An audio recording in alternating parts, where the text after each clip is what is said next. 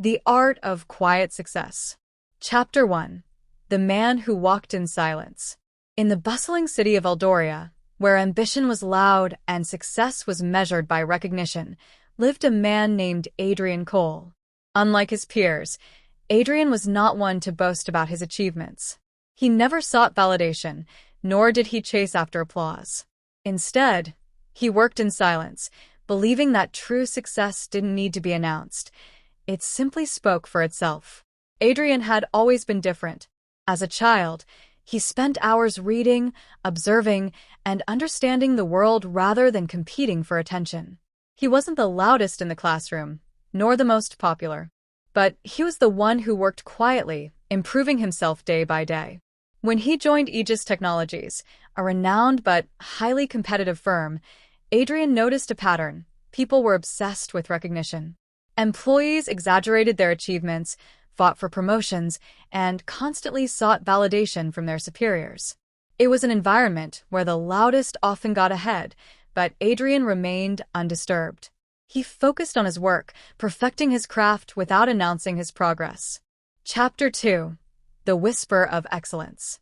At Aegis, Adrian was assigned to a crucial project, a software innovation that could revolutionize the company. His colleagues rushed to impress their managers, each claiming to have the best ideas. But Adrian took a different approach. He observed, listened, and meticulously worked on solutions without drawing attention. Months passed, and when the team presented their proposals, Adrian's work stood out, not because he spoke the loudest, but because it was the most refined. His software prototype was seamless, efficient, and far beyond what anyone else had developed. Yet, when his manager praised the project's success, Adrian simply nodded and returned to his desk, leaving the applause for others. His peers were puzzled. "Why don't you take credit for your work?" they asked. Adrian smiled. "Success isn't about being seen. It's about creating something that lasts." Chapter 3. The Power of Silence. Over time, Adrian's reputation grew, not because he marketed himself, but because his results were undeniable.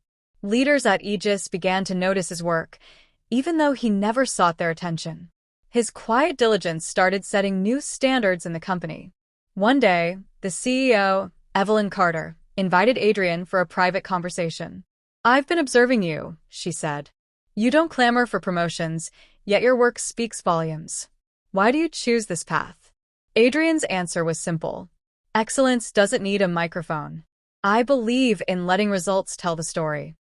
Impressed, Evelyn assigned him to lead an innovative division, without an interview, without a campaign for the position. He had earned it without ever asking for it. Chapter 4. The Weight of Loud Success. Not everyone understood Adrian's philosophy. His colleagues, particularly a man named Daniel, viewed success differently. Daniel was charismatic and outspoken. He thrived on recognition and often sought credit, even for work he hadn't done alone. While Adrian built quietly, Daniel networked aggressively. He secured a high-ranking position through visibility rather than capability. But over time, cracks began to show. Without real expertise, Daniel struggled to deliver. His team faced setbacks, projects failed, and his influence began to wane.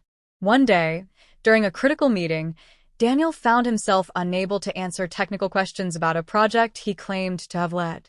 Meanwhile, Adrian, sitting quietly in the corner, had the solutions. When he finally spoke, his insights turned the meeting around. That day, everyone realized the difference between appearing successful and being successful. Chapter 5. The Legacy of the Unseen. Years passed, and Adrian's philosophy became a quiet revolution. More and more employees at Aegis began to adopt his approach, focusing on mastery rather than recognition. The company thrived not because of loud leadership but because of silent excellence. Eventually, Evelyn Carter retired and chose Adrian as her successor. His appointment shocked many. He was not the obvious choice, but he was the right one. At his first speech as CEO, Adrian stood before a room full of employees and simply said, "Success isn't about noise. It's about impact. The greatest achievements don't need to be announced. They just need to be felt."